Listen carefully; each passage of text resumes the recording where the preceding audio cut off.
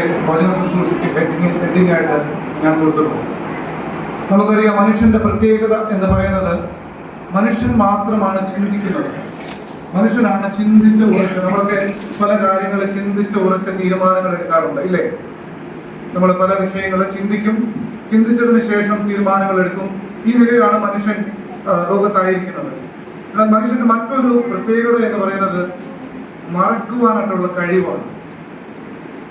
അതിൽ ഒരു വശം നമുക്ക് ഇങ്ങനെ മനസ്സിലാക്കുവാനായിട്ട് കഴിയും, നമുക്ക് ചില വിഷയങ്ങൾ മറക്കുവാനായിട്ട് കഴിഞ്ഞില്ലെങ്കിൽ മാനസികമായിട്ട് വലിയ പ്രയാസങ്ങൾ അനുഭവിക്കേണ്ടതായിട്ട് വരും. നമുക്കറിയാം, ചിലരുടേതായിട്ടുള്ള മരണം, നമുക്ക് ഏറ്റവും അടുത്ത ചിലരുടെ മരണം, അല്ലെങ്കിൽ ഇങ്ങനെയുള്ള വിഷയങ്ങൾ, ചില രോഗങ്ങള്, നമ്മൾ നിന്ദിക്കപ്പെട്ട ചില അവസ്ഥകള്, ഇതൊക്കെ നമ്മൾ മറക്കും.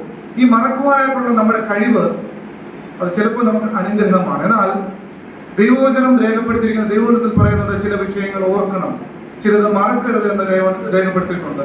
ആ ചില വിഷയങ്ങൾ നിങ്ങളുമായിട്ട് ഷെയർ ചെയ്തിട്ട് ഇരിക്കുവാനായിട്ടാണ് ഞാൻ ആഗ്രഹിക്കുന്നത്. ഞാൻ ആദ്യം പറഞ്ഞല്ലോ, മറക്കുവാനായിട്ടുള്ള നമ്മുടെ കഴിവ് ചിലപ്പോഴൊക്കെ നമ്മളെ അത് സഹായിക്കാറുണ്ട്.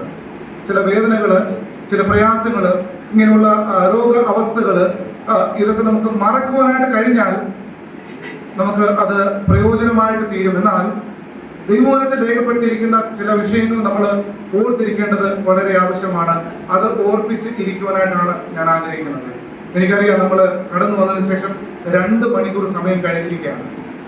2 മണിക്കൂർ തന്നെ നമ്മൾ അതിനുശേഷമുള്ള സമയം എന്ന് പറയുന്നത് വളരെ ബുദ്ധിമുട്ടുള്ള സമയമാണെന്ന് എനിക്കറിയാം. വചനം കേൾക്കുക എന്നുള്ളത് പറയുന്നത് ഒരു മനുഷ്യന് 40 മിനിറ്റിലധികമായിട്ട് കേൾക്കുവാനായിട്ട് കഴിയത്തില്ല എന്നാണ് പറയുന്നത്. പിന്നെ ശ്രദ്ധ നമ്മുടെ അങ്ങോട്ടും ഇങ്ങോട്ടും പോകുന്നതാണ് പറയുന്നത്. അടുത്ത 30 മിനിറ്റ് സമയം പ്രിയപ്പെട്ടവർ വളരെ ശ്രദ്ധിച്ച് ദൈവവചനം പറയുന്നല്ലോ എന്നുള്ള ആ ഒരു ബോധ്യത്തോടു കൂടെ, ദൈവഭയത്തോടു കൂടെ ഇരുന്ന് ദൈവവചനം ശ്രദ്ധിക്കുക. ഞാൻ ആദ്യമായിട്ട് ഒരു വാക്യം വായിക്കാനായിട്ട് ആഗ്രഹിക്കുന്നു. ഈ പറയുന്ന വാക്യങ്ങളൊക്കെ പ്രിയപ്പെട്ടവർ ഒന്ന് എടുത്ത് പെട്ടെന്ന് വായിച്ചാൽ ഞാൻ പെട്ടെന്ന് ഇരിക്കുവാനായിട്ട് സാധിക്കും. ആദ്യമായിട്ട് തന്നെ ഞാൻ റെവലേഷനിൽ നിന്ന് വെളിപ്പാട് പുസ്തകം 2-ാം അധ്യായം അതിന്റെ 5-ാമത്തെ വാക്യം പ്രാരംഭമായിട്ട് വായിക്കുവാനായിട്ട് ആഗ്രഹിക്കുന്നു. Revelation chapter 2 verse 5.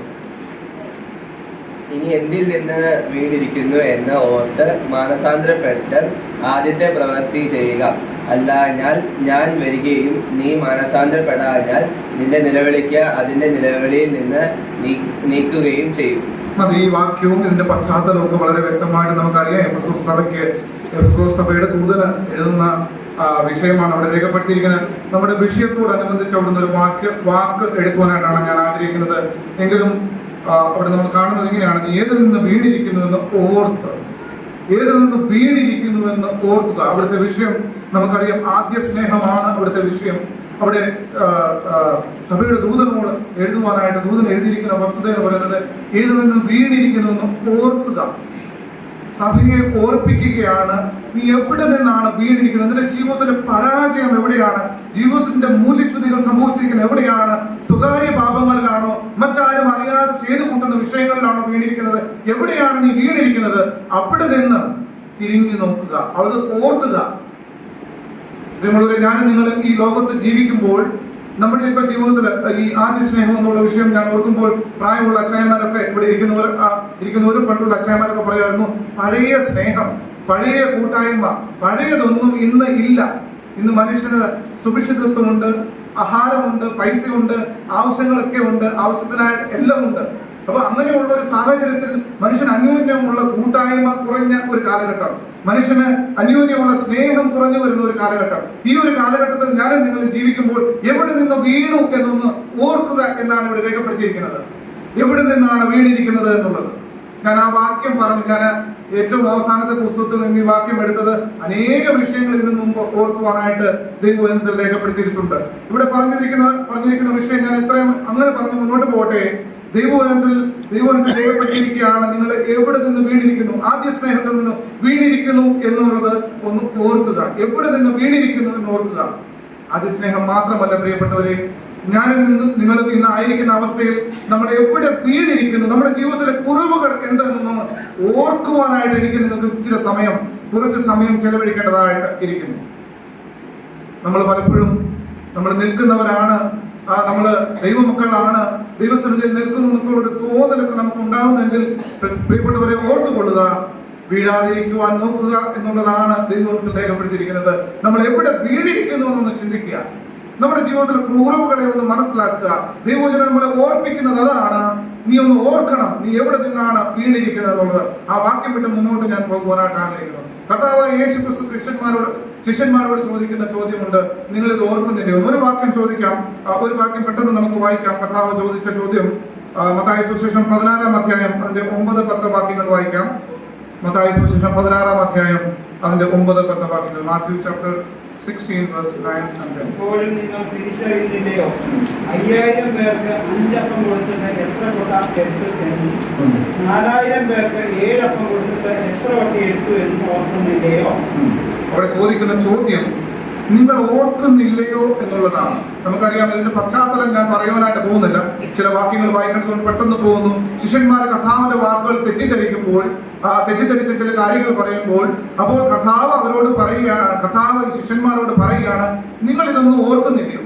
ഞാൻ നിങ്ങളുടെ ജീവിതത്തിൽ ചെയ്തിട്ടുള്ള നന്മകള്, കഴിഞ്ഞ നാളുകൾ നിങ്ങൾ ഭക്ഷിച്ചത്, നിങ്ങൾ ജീവിച്ചത്, നിങ്ങൾ അനുഗ്രഹം പ്രാപിച്ചത്, ലഭിച്ച നന്മകളൊക്കെ നിങ്ങൾ മറക്കുന്നവരാണോ, ഓർക്കുന്നില്ലയോ എന്ന് ചോദിക്കുന്ന കർത്താവിനെ നമുക്ക് ഈ വാക്യത്തിൽ കാണുവാനായിട്ട് കഴിയും. അറിയാം, അഞ്ചപ്പത്തിന്റെ കഥയും ആ അഞ്ചപ്പത്തിന്റെ ചരിത്ര സംഭവവും ഞാൻ കഥയെന്ന് പറയാനായിട്ട് ആഗ്രഹിക്കുന്നില്ല.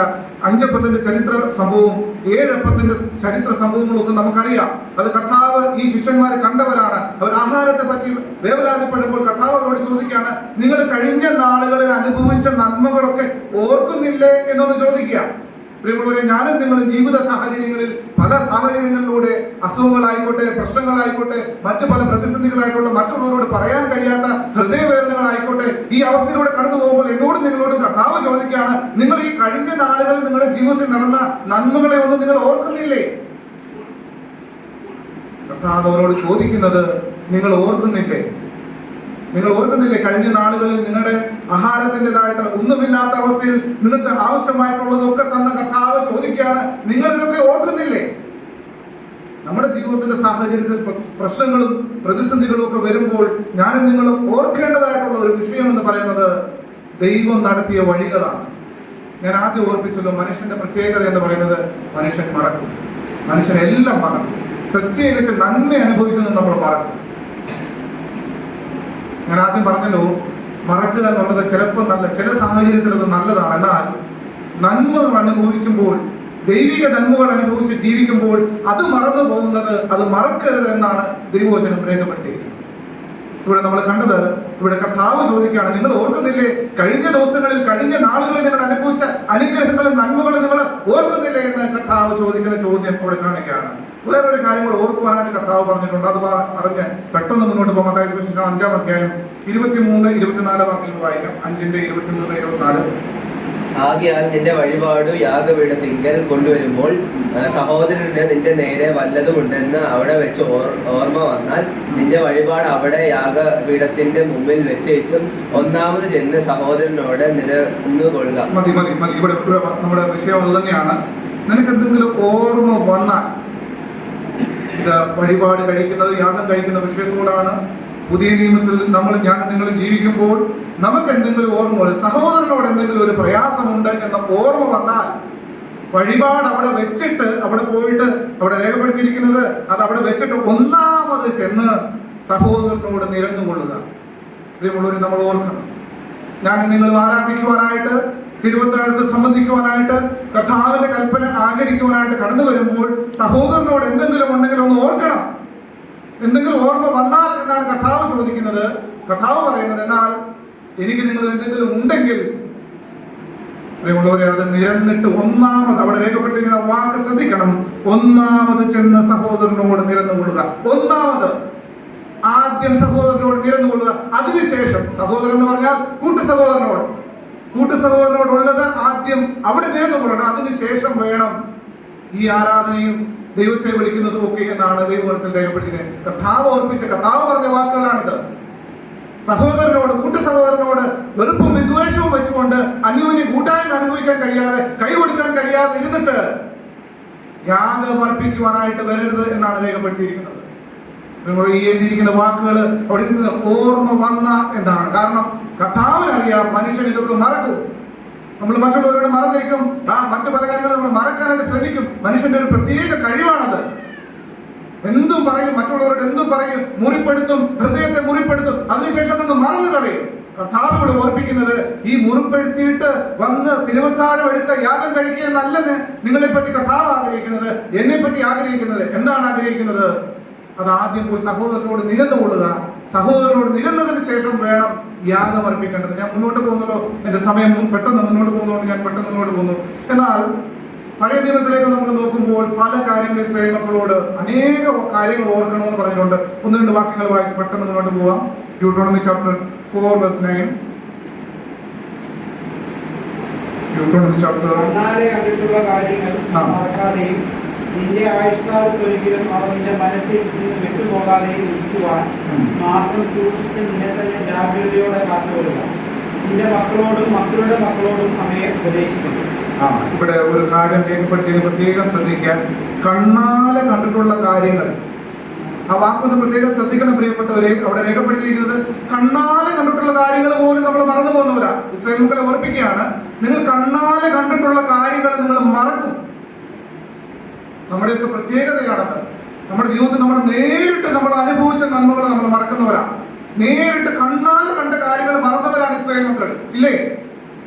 അവര് 40 വർഷം മരുഭൂമിയിലൂടെ പോയപ്പോൾ ദൈവത്തിന്റെ പ്രവൃത്തികള് അവര് കണ്ണാലെ കണ്ടവരാണ്. അവർ മറന്നു പോകുന്നവരാണ്. അവരെ ഓർപ്പിക്കുകയാണ്, നിങ്ങളിത് മറക്കരുത് എന്ന് ഓർപ്പിക്കുകയാണ്. വാക്യങ്ങൾ കുറെ കൊണ്ട് വായിക്കാൻ. 9-ാം അധ്യായത്തിന്റെ 7-ാം വാക്യം കൂടെ വായിക്കാം. ആവർത്തന പുസ്തകം 9-ാം അധ്യായം അതിന്റെ 7-ാമത്തെ വാക്യം.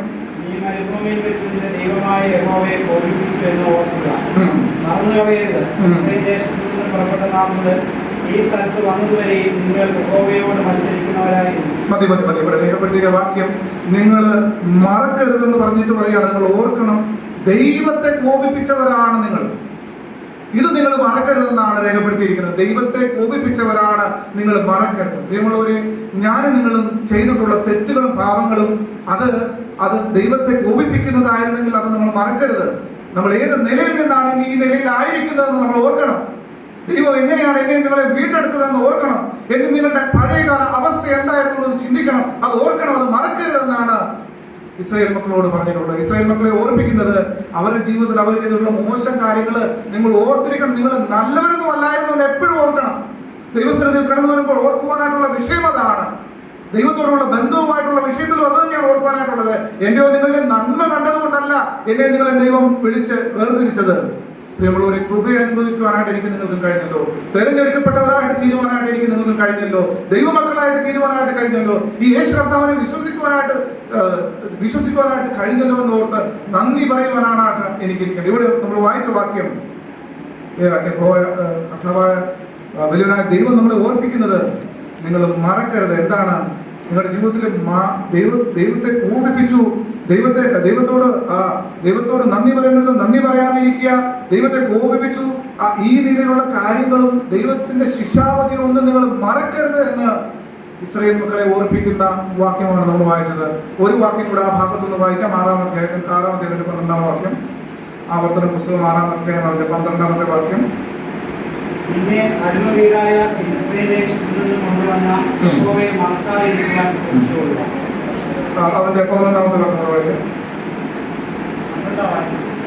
11 നീ നിറയ്ക്കാതെ സകല സമ്പത്തും നിറഞ്ഞിരിക്കുന്ന വീടുകളും നീ കുഴിക്കാത്ത കിണറുകളും നീ നട്ടുണ്ടാക്കാത്ത മുന്തിരിത്തോട്ടങ്ങളും ഒലിവ് തോട്ടങ്ങളും നിനക്ക് തരികയും നീ തിന്ന് തൃപ്തി പ്രാപിക്കുകയും ചെയ്യുമ്പോൾ നിന്നെ അടിമ വീടായ ഇസ്രായേൽ ദേശത്തു നിന്ന് കൊണ്ടുവന്ന യഹോവയെ മറക്കാതിരിക്കുവാൻ ശ്രമിച്ചുകൊള്ളുക.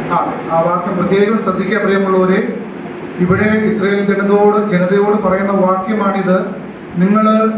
നിങ്ങൾക്ക് അർഹമായിട്ട് ഇരുന്ന അല്ലെങ്കിൽ നിങ്ങൾക്ക് ലഭിച്ചിരിക്കുന്ന ഈ നന്മകള്, മിസ്രൈമിൽ കടന്ന് അടിമകളായിട്ട് അടിമപ്പണി ചെയ്തുകൊണ്ടിരുന്ന നിങ്ങളെ അവിടെ നിന്ന് കൊണ്ടുവന്ന് ഇവിടെ വന്ന് അനുഗ്രഹങ്ങൾ ലഭിച്ച് ഈ നിലയിൽ നിങ്ങൾ ജീവിക്കുമ്പോൾ അവിടെ പല വിഷയങ്ങൾ അവിടെ രേഖപ്പെടുത്തിയിട്ടുണ്ട്. സമയം വരുന്നതും ഞാനത് പറയുന്നില്ല. സകല സമ്പത്തും മുന്തിരിത്തോട്ടങ്ങളും ഒലിവ് തോട്ടങ്ങളും ഒക്കെ തന്ന ഈ ദൈവത്തെ, ഈ സമൃദ്ധി അനുഭവിക്കുമ്പോൾ, തൃപ്തരായിട്ട് ജീവിക്കുമ്പോൾ ഈ ദൈവത്തെ നിങ്ങൾ മറക്കരുത് എന്ന് രേഖപ്പെടുത്തിയിരിക്കുന്ന വാക്യമാണ് ഇവിടെ കാണുന്നത്. നമ്മളൊരു പലപ്പോഴും ദൈവത്തിന്റെ സന്നിധിയിലേക്ക് വരുന്നത് അല്ലെങ്കിൽ ദൈവത്തെ ഓർക്കുന്നത് ജീവിതത്തിൽ പ്രതിസന്ധികളും പ്രശ്നങ്ങളും ഒക്കെ വരുമ്പോൾ നമ്മുടെ ജീവിതത്തിന്റെ അല്ലെങ്കിൽ സാഹചര്യത്തിനനുസരിച്ച് നമ്മൾ ദൈവത്തെ ഓർക്കുന്നവരാണ്.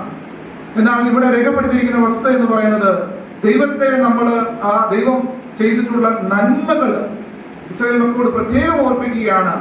ഈ നിലയിലുള്ള അനുഗ്രഹങ്ങളൊക്കെ നിങ്ങൾ അനുഭവിച്ച് കനാനിൽ ജീവിക്കുമ്പോൾ നിങ്ങൾ ദൈവത്തിന്റെ നന്മകളെ കഴിഞ്ഞ നാളുകളിൽ അനുഭവിച്ച ഈ നന്മകളെ നിങ്ങൾ മറക്കരുത്, ഓർക്കണം എന്ന് വലിയവനായ ദൈവം അവരെ ഓർപ്പിക്കുന്നത് നമുക്ക് കാണുവാനായിട്ട് കഴിയും.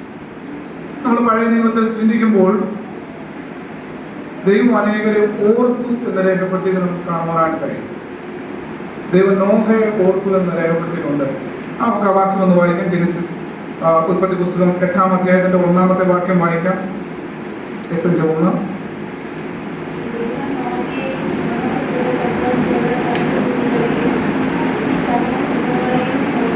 ഓർത്തു, അതാണ് വിഷയം.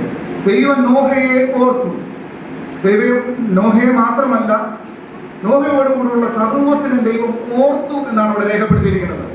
ദൈവം ഓർത്തു എന്ന് പറയുമ്പോൾ പ്രിയമുള്ളവരെ ഓർക്കുക, നോഹ ഈ സമയത്ത് ഈ ഓർത്തു എന്ന് രേഖപ്പെടുത്തിയിരിക്കുന്ന ഈ വാക്ക് പറയുന്ന സമയത്ത് നോഹ പെട്ടകത്തില്, ഇന്നത്തെ ലാംഗ്വേജ് പറഞ്ഞാൽ പെട്ടിരിക്കുകയാണ്.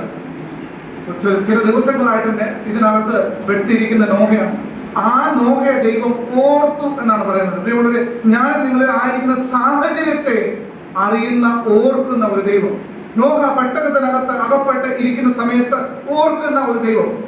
പ്രിയമുള്ളവരെ, ഞാനും നിങ്ങളും വിശ്വസിക്കുന്ന, മനസ്സിലാക്കുന്ന, ഞാൻ നിങ്ങൾ വിളിച്ചപേക്ഷിക്കുന്ന ദൈവത്തിന്റെ പ്രത്യേകതയാണ്, ഞാൻ നിങ്ങൾ ഏത് സാഹചര്യത്തിൽ പെട്ടിരുന്നാലും എന്നെ നിങ്ങളെ ഓർക്കുന്ന ഒരു ദൈവം ഉണ്ട്. നോഹ ആയിരുന്ന സാഹചര്യത്തില് നോഹയെ ഓർക്കുന്ന ദൈവത്തെ കാണുവാനായിട്ട് കഴിയും. അബ്രഹാമിനെയും ലോത്തിനെയും പറ്റിയ ഒരു വാക്യമുണ്ട്, നമുക്ക് വായിക്കാം. 19-ാം അധ്യായത്തിന്റെ ഉൽപ്പത്തി പുസ്തകം 19-ാം അധ്യായത്തിന്റെ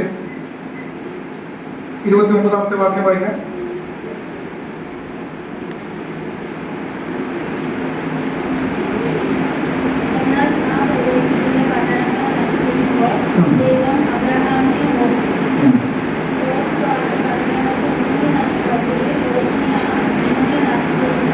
മതി. ഇവിടെ രേഖപ്പെടുത്തിയിരിക്കുന്നത് ഇങ്ങനെയാണ്: എന്നാൽ ആ പ്രദേശങ്ങളിൽ പട്ടണങ്ങളെ നശിപ്പിക്കുമ്പോൾ ദൈവം അബ്രഹാമിനെ ഓർത്ത് ലോത്തിനെ. ഒരു അബ്രഹാമിനെ ഓർത്ത ദൈവം, നമ്മൾ ഓർത്തു നോഹയെ ദൈവം ഓർത്തു എന്ന് രേഖപ്പെടുത്തി. ഇവിടെ അബ്രഹാമിനെ ഓർത്തിരിക്കുകയാണ്. അബ്രഹാമിനെ ഓർത്ത് ആരെ രക്ഷിക്കുന്നു? ലോത്തിനെ രക്ഷിക്കുന്നു. അതാണ് വിഷയം, അതാണ് നമ്മൾ ചിന്തിക്കേണ്ട വിഷയം. ഞാനും നിങ്ങൾ പ്രിയപ്പെട്ടവരെ, നമ്മൾ പലരെ ഓർത്ത് പ്രാർത്ഥിക്കാറുള്ളവരാണ്. എന്റെ നിങ്ങളുടെ പ്രാർത്ഥന കൊണ്ട് അടുത്ത സഹോദരൻ, നമ്മുടെ കൂട്ടു സഹോദരൻ സൗഖ്യം ദൈവം കൊടുക്കും. ഇവിടെ നമ്മൾ വായിച്ച വാക്യം അതാണ്: ദൈവം അബ്രഹാമിനെ ഓർത്തു. ദൈവം അബ്രഹാമിനെ ഓർത്തു. ആർക്ക് അവിടെ രക്ഷ ലഭിച്ചു? ലോത്തിന് രക്ഷ ലഭിച്ചു. പ്രിയമുള്ള, അത് തന്നെയാണ് നമ്മുടെ പ്രാർത്ഥനയുടെ വിഷയത്തെ പറ്റി അനുബന്ധിച്ച് നമുക്ക് ഇങ്ങനെ ചിന്തിക്കുവാനായിട്ട് കഴിയും. ഞാനും നിങ്ങളും നമ്മുടെ കൂട്ടു സഹോദരന് വേണ്ടി ആവശ്യങ്ങളിൽ, പ്രശ്നങ്ങളിൽ, പ്രതിസന്ധികളായിരിക്കുന്നവർക്ക് വേണ്ടി പ്രാർത്ഥിക്കുമ്പോൾ എന്നെ നിങ്ങളെ ഓർത്ത് ദൈവം ആ സഹോദരന് സൗഖ്യം കൊടുക്കും. ഇവിടെ നമ്മൾ വായിച്ച വാക്യം അതാണ്: അബ്രഹാമിനെ ദൈവം ഓർത്തു. ദൈവം അബ്രഹാമിനെ ഓർത്ത് ലോത്തിന് രക്ഷ അവിടെ കൊടുത്തു എന്നാണ് രേഖപ്പെടുത്തിയിരിക്കുന്നത്. എന്റെ നിങ്ങളുടെ പ്രാർത്ഥനയുടെ ആവശ്യകതയും അത്യാവശ്യകത എന്താണ് എന്ന് മനസ്സിലാക്കാനായിട്ട് കഴിയും. ഞാനും നിങ്ങൾ വായിക്കുന്ന സാഹചര്യങ്ങൾ എന്നെ ഓർത്ത് എത്രയോ ആൾക്കാർ പ്രാർത്ഥിക്കുന്നു. നമ്മൾ ഓരോരുത്തരെയും ഓർത്ത് എത്രയോ ആൾക്കാർ പ്രാർത്ഥിക്കുന്നു. ആ പ്രാർത്ഥന കൊണ്ട് എനിക്ക് നിങ്ങൾക്ക് രക്ഷയ്ക്ക് കാരണമുണ്ട്, വിടുതലിന് കാരണമുണ്ട് എന്നാണ് ദൈവവചനം രേഖപ്പെടുത്തിയിരിക്കുന്നത്. അബ്രഹാമിനെ ഓർത്ത് ഈ ദൈവം ലോത്തിന് രക്ഷ കൊടുക്കുകയാണ്. നമ്മളുടെ ദൈവത്തിന്റെ പ്രത്യേകതയാണ്. അങ്ങനെ പലരെ പറ്റി ഓർത്തു എന്നുള്ളത് ഞാൻ പെട്ടെന്ന് വായിക്കാം. ദൈവം റാഹേലിനെ ഓർത്തു. 30-ാം അധ്യായത്തിന്റെ 22-ാമത്തെ വാക്യം. 30-22 ഉൽപ്പത്തി പുസ്തകം 30-22.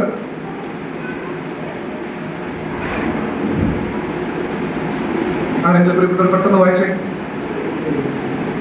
ഉൽപ്പത്തി പുസ്തകം 30-ാം അധ്യായം 22-ാമത്തെ ഇവിടെ രേഖപ്പെടുത്തിയത് ദൈവം റാഹേലിനെ ഓർത്തു. പ്രിയപ്പെട്ടവരെ, റാഹേലിന്റെ അവസ്ഥ നമ്മളൊന്ന് ചിന്തിക്കുക. നിന്ദിക്കപ്പെട്ട അവസ്ഥയിൽ ആ ലേയയ്ക്ക് മക്കളുണ്ടായി, മറ്റ് അവരുടെ ദാസിമാർക്ക് മക്കളുണ്ടായി. ഈ നിലയിൽ ഇരിക്കുമ്പോൾ ദൈവം റാഹേലിനെ ഓർത്തു എന്നാണ് രേഖപ്പെടുത്തിയിരിക്കുന്നത്.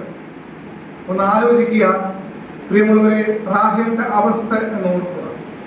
ഈ റാഹേലിനെ ഓർത്ത ഒരു ദൈവം. സമയം മുന്നോട്ട് പോകുന്നതുകൊണ്ട് അടുത്ത ആളുടെ കാര്യം കൂടെ നമ്മൾ പെട്ടെന്ന് മുന്നോട്ട് വായിക്കാം. ദൈവം ഹന്നയെ ഓർത്തു എന്നാണ് രേഖപ്പെടുത്തിയിരിക്കുന്നത്. 1 ശമൂവേൽ 1-ന്റെ 19-20 വാക്യങ്ങൾ വായിക്കാം. 1 ശമൂവേൽ 1-ാം അധ്യായം അതിന്റെ 19-20 വാക്യങ്ങൾ വായിക്കാം. അനന്തരം അവർ അധികാരം എഴുന്നേറ്റ് എക്കോടത്ത് നിന്ന് നമസ്കരിച്ച ശേഷം രാമയിൽ തങ്ങളുടെ വീട്ടിലേക്ക് പോയി. എന്നാൽ എൽക്കാന തന്റെ ഭാര്യ ഹന്നയെ പരിഗ്രഹിച്ചു. യഹോവ അവളെ ഓർത്തു. ഒരാണ്ട് കഴിഞ്ഞിട്ട് ഹന്ന ഗർഭം ധരിച്ച ഒരു മകനെ.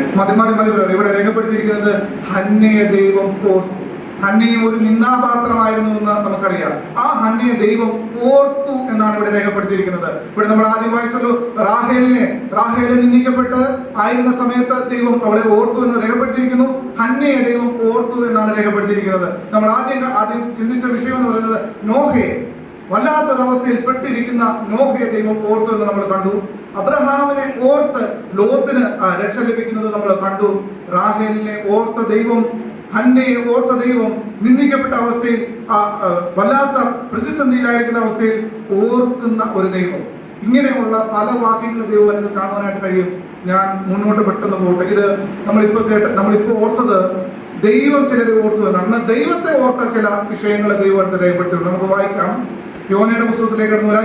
യോനയുടെ പുസ്തകം 2-ാം അധ്യായം, ജോന ചാപ്റ്റർ 2 verse 7, 2-7.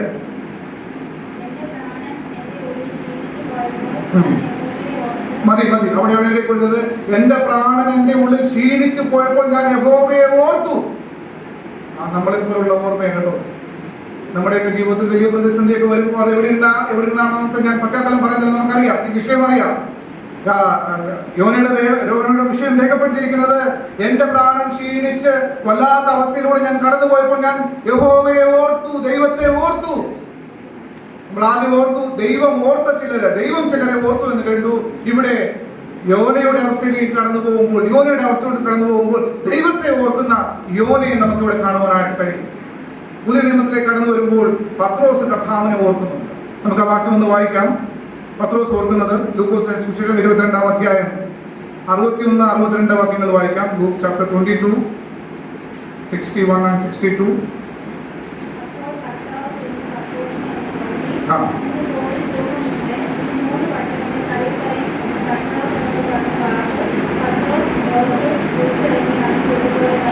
മതി. ഇവിടെ പത്രോസ് ഓർക്കുകയാണ്. കർത്താവ് പറഞ്ഞ വാക്കുകൾ ഓർക്കുന്ന ഒരു പത്രോസ്. പ്രിയമുള്ളവരെ, ദൈവം പറഞ്ഞ കാര്യങ്ങൾ ഓർത്ത് അതിദുഃഖത്തോടെ കരഞ്ഞു എന്നാണ് പത്രോസിനെ പറ്റി അവിടെ രേഖപ്പെടുത്തിയിരിക്കുന്നത്. നമ്മൾ ആദ്യം ചിന്തിച്ചത് ദൈവം ഓർക്കുന്നു, ഇത് ദൈവത്തെ ഓർക്കുന്നു. യോനയെ പറ്റി നമ്മൾ ചിന്തിച്ചത് യോന അവിടെ കടലാനയുടെ വയറ്റിലിരുന്നപ്പോൾ ആ ഒരു വലിയ പ്രതിസന്ധിയിലായിരുന്നപ്പോൾ ദൈവത്തെ ഓർത്തു എന്ന് രേഖപ്പെടുത്തിയിരിക്കുന്നത് കാണുവാനായിട്ട് കഴിയും. ഇപ്പൊ നമ്മൾ പത്രോസിനെ പറ്റി നമ്മൾ കേട്ടത്, പത്രോസിനെ പറ്റി വായിച്ചു കേട്ടത്, കർത്താവൻ പറഞ്ഞ വാക്കുകൾ. പത്രോസ് കർത്താവിനെ തള്ളി പറഞ്ഞതിന് ശേഷം കർത്താവ് പറഞ്ഞ വാക്കുകൾ ഓർത്ത് കരയുന്ന ഒരു പത്രോസിനെ ഇവിടെ നമുക്ക് കാണുവാനായിട്ട് കഴിയും. പ്രിയമുള്ളവരെ, നമുക്ക് ദൈവവചനത്തിൽ അങ്ങനെ പല വാക്കുകൾ കാണുവാനായിട്ട് കഴിയും. ദൈവിക വാഗ്ദത്വമുണ്ട്. ദൈവം ഓർക്കും എന്ന് പറഞ്ഞ വാഗ്ദത്വമുണ്ട്. ആ ഒരു വാക്യം നമുക്ക് വായിക്കാം. യെശയ്യാപ്രവചനം 49-ാം അധ്യായത്തിന്റെ 15-ാമത്തെ വാക്യം വായിക്കാം. ഐശയ്യാ ചാപ്റ്റർ 49 verse 15.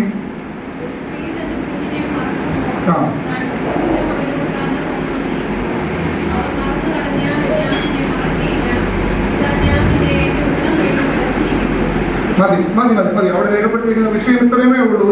ഒരു സ്ത്രീ തന്റെ കുഞ്ഞിനെ മറന്നു കളയുമോ എന്നാണ് ചോദിക്കുന്നത്. സാധ്യതയില്ല എന്നാണ് അതിന്റെ അർത്ഥം.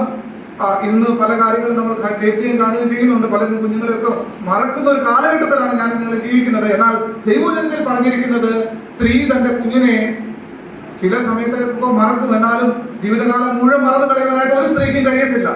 എന്നാൽ ഇവിടെ രേഖപ്പെടുത്തിയിരിക്കുന്നത് അങ്ങനെ മറന്നാൽ പോലും ഞാൻ നിങ്ങളെ മറക്കത്തില്ല എന്നുള്ളതാണ് ദൈവത്തിന്റെ അരുളപ്പാട്, നമ്മളോടുള്ള വാഗ്ദത്വം എന്ന് രേഖപ്പെടുത്തിയിരിക്കുന്നത്.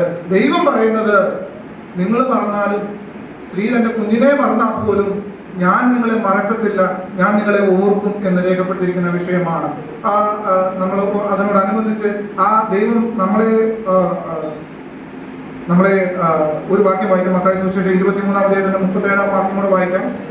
മത്തായി സുവിശേഷം 23-37.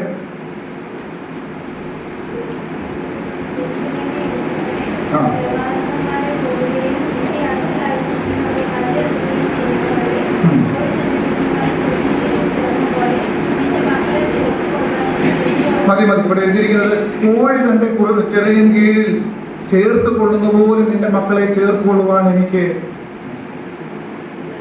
നമുക്കറിയാം ഈ കോഴി കുഞ്ഞുങ്ങളെ എങ്ങനെയാണ് ഇവിടെ കേരളത്തിൽ ജീവിക്കുന്ന നമ്മള് വീടുകളിൽ താമസിക്കുന്നവർക്കൊക്കെ അറിയാം. ഞങ്ങളൊക്കെ താമസിക്കുന്ന ഞങ്ങളുടെ കുഞ്ഞുങ്ങൾക്ക് ഇതൊക്കെ എന്താണെന്ന് വായിച്ചാൽ മനസ്സിലാകത്തില്ല, കാരണം ഇങ്ങനെയുള്ള വിഷയങ്ങൾ അവർ കാണുന്നില്ല. അപ്പോൾ കോഴി തന്റെ കുഞ്ഞുങ്ങളെ ചെറിയ കീഴിൽ മറയ്ക്കുന്നത് പോലെ മറയ്ക്കുന്ന കർത്താവിന്റെ വാഗ്ദത്തമാണ് ഉള്ളത്. നമ്മൾ ആദ്യം വായിച്ചല്ലോ, സ്ത്രീ തന്റെ കുഞ്ഞിനെ മറക്കുമോ എന്ന് ചോദിച്ചിട്ട് കോഴി തന്റെ കുഞ്ഞിനെ മറയ്ക്കുന്ന പോലെ മറയ്ക്കുവാനായിട്ട് ആഗ്രഹിക്കുന്ന ഒരു ദൈവമാണ് എനിക്ക് നിങ്ങൾക്കുള്ളത്. നമ്മളൊരു പെട്ടെന്ന് മുന്നോട്ട് പോകട്ടെ. പുതിയ നിയമത്തിലേക്ക് കടന്നു വരുമ്പോൾ ചില വിഷയങ്ങൾ മറക്കരുത് എന്ന് രേഖപ്പെടുത്തിയിട്ടുണ്ട്. നമുക്ക് പെട്ടെന്ന് വായിച്ചു പോവാം. എബ്രായ ലേഖനത്തിലേക്ക് കടന്നു വരെ. എബ്രായ ലേഖനം 13-ാം അധ്യായത്തിന് 1-ാം വാക്യം വായിക്കാം. എബ്രായ ലേഖനം Hebrews chapter 13 verse 1. അതിഥി സൽക്കാരം മറക്കരുത് എന്ന് അവിടെ രേഖപ്പെടുത്തിയിരിക്കുന്നു. പുതിയ നിയമത്തിലെ ഒരു കൽപ്പനയായിട്ട് എടുക്കേണ്ട വിഷയമാണ്. മലയാളത്തിലാണ് അത് കുറച്ചും കൂടെ നന്നായി എഴുതിയിരിക്കുന്നത്. ഇംഗ്ലീഷിൽ അങ്ങനെ സ്ട്രേഞ്ചേഴ്സ് എന്നാണ് അവിടെ രേഖപ്പെടുത്തിയിരിക്കുന്നത്. എന്നാലും മലയാളത്തിൽ എഴുതുന്നത് അതിഥി സൽക്കാരം. സ്ട്രേഞ്ചേഴ്സ് നമ്മൾ രേഖപ്പെടുത്തി നമുക്ക് ഇങ്ങനെ മനസ്സിലാക്കാൻ കഴിയും. നമ്മൾ അറിയാതെ ഇരിക്കുമ്പോൾ കയറി വരുന്ന ഒരാളെ നമ്മൾ സൽക്കരിക്കേണ്ട ആവശ്യമാണ്. അതിന്റെ 3-ാമത്തെ വാക്യം കൂടെ വായിക്കാം. 13-3.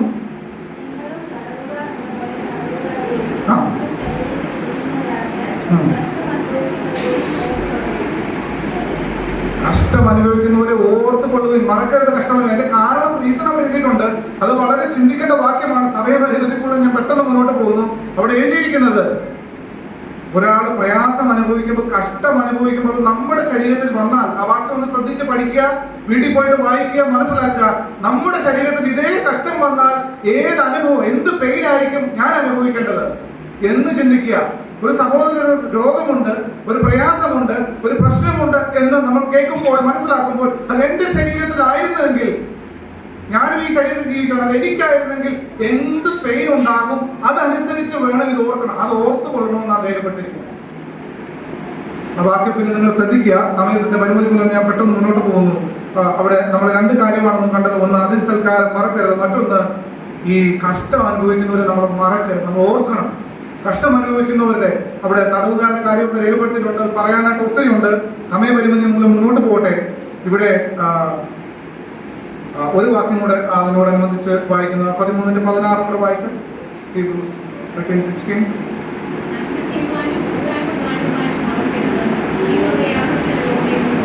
മതി. ഇവിടെ നമ്മൾ 2-3 കാര്യങ്ങൾ കേട്ടു വെക്കും. മറക്കരുത് എന്ന് കർത്താവ് പുതിയ നിയമത്തിൽ രേഖപ്പെടുത്തിയിരിക്കുന്ന വിഷയമാണ്. നന്മ ചെയ്യുവാനും കൂട്ടായ്മ കാണിക്കാനും മറക്കരുത്. നമ്മൾ മറന്നു പോകുന്ന കാര്യമാണിത്. നമ്മൾ മറന്നു പോകുന്ന കാര്യമാണ് നന്മ ചെയ്യാനുള്ളത്. നന്മ ചെയ്യാൻ കഴിയുമെങ്കിലും നമ്മൾ ചെയ്യാതിരിക്കും, അറിഞ്ഞിൽ നിന്ന് നടിച്ചിരിക്കും, അല്ലേ? നമ്മളിപ്പോ ഒരു വിഷയം കേട്ടു, ഒരു പ്രയാസം അനുഭവിച്ചു, നടിക്കുന്നവരാണ്. ഞാനും വ്യത്യസ്തനൊന്നുമല്ല പ്രിയപ്പെട്ടവർ ഈ പറയുന്നത്. നമ്മൾ അങ്ങനെ ആകരുത് എന്നാണ് ദൈവത്തിൽ രേഖപ്പെടുത്തിയിരിക്കുന്നത്. ഇവിടെ രേഖപ്പെടുത്തിയിരിക്കുന്നത് നന്മ ചെയ്യാൻ അറിയാതിട്ടും ചെയ്യാതിരുന്നാൽ അത് പാപമാണ് എന്ന് നമുക്ക് ലേഖനത്തിൽ വായിക്കുവാനായിട്ട് കഴിയും. ഇവിടെ എഴുതിയിരിക്കുന്നത് നന്മ ചെയ്യുവാൻ മറക്കരുത്, കൂട്ടായ്മ കാണിക്കാൻ മറക്കരുത്, അതിഥി സൽക്കാരം ചെയ്യുവാൻ മറക്കരുത്, കഷ്ടം അനുഭവിക്കുന്നവരെ മറക്കരുത്. ഇതൊക്കെയാണ് പുതിയ നിയമത്തിൽ രേഖപ്പെടുത്തി വെച്ചിരിക്കുന്നത്. മറക്കരുത് എന്നുള്ള വിഷയത്തിൽ ഞാനും നിങ്ങളും ദൈനംദിനമായിട്ട് ജീവിക്കുമ്പോൾ, കുടുംബമായി വ്യക്തിപരമായിട്ടുള്ള നമ്മുടെ ജീവിതത്തിൽ നമ്മൾ ഇതൊന്നും മറക്കരുത് എന്നാണ് ദൈവത്തിൽ രേഖപ്പെടുത്തി വെച്ചിരിക്കുന്നത്. ഞാൻ നിങ്ങൾ പലപ്പോഴും മറന്നു പോകുന്നവരാണ് ഈ വിഷയങ്ങൾ. വേറൊരു പ്രത്യേക വിഷയം രേഖപ്പെടുത്തി മറക്കരുതെന്ന് പറഞ്ഞിരിക്കുന്നത്. ആ വാക്യം ഒന്ന് വായിക്കാം. 2 Peter chapter 3 verse 8. 2 പത്രോസ് 3:8. എന്നാൽ പ്രിയമുള്ളവരെ, കർത്താവിന് ഒരു ദിവസം 1000 സംവത്സരം പോലെയും 1000 സംവത്സരം ഒരു ദിവസം പോലെയും ഇരിക്കുന്നു എന്നീ കാര്യം നിങ്ങൾ മറക്കരുത്. ഇത് നിങ്ങൾ മറക്കരുത്. ഇന്ന് ഇവിടെ ഇരിക്കുന്ന ആരൊക്കെ ഇങ്ങനെ ചിന്തിക്കുമെന്ന് അറിയത്തില്ല. 1-ാം നൂറ്റാണ്ടിൽ ഉണ്ടായിരുന്ന ശിഷ്യന്മാര് വസ്തുവകകളൊക്കെ വിറ്റ് അവർ ഒരുമിച്ച് ജീവിച്ച് കർത്താവിന്റെ വരവിനെ നോക്കി പാർത്തു.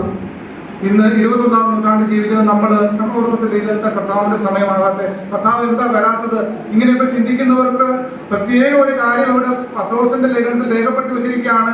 ദൈവത്തിന്റെ സമയം എന്ന് പറയുന്നത് നമ്മൾ ഉദ്ദേശിക്കുന്ന കാര്യമല്ല.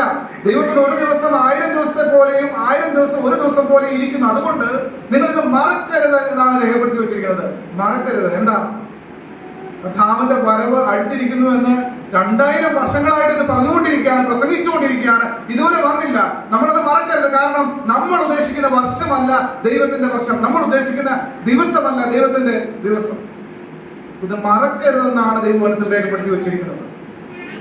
എന്റെ സമയം ഇവിടെ അവസാനിച്ചിരിക്കുകയാണ്. ഞാൻ പ്രിയമുള്ളവരെ, ഇന്ന് രാവിലെ സ്തോത്രം ചെയ്തപ്പോഴും വാക്യങ്ങൾ വായിച്ചപ്പോഴും നമ്മൾ പറഞ്ഞല്ലോ 103 സങ്കീർത്തനം 2-ാം അധ്യായം, ജന്മനമേ യഹോവയെ വാഴ്ത്തുക, അവന്റെ ഉപകാരങ്ങളൊന്നും മറക്കരുത്, അവന്റെ ഉപകാരങ്ങളൊന്നും മറക്കരുത്.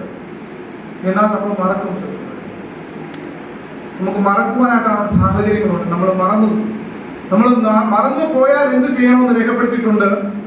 യോഹന്നാന്റെ സുവിശേഷം 14-ാം അധ്യായം അതിൽ 26-ാമത്തെ വാക്യം വായിച്ച് അവസാനിപ്പിക്കാം. യോഹന്നാന്റെ സുവിശേഷം 14-ാം അധ്യായം അതിന്റെ 26-ാമത്തെ വാക്യം, 14-26.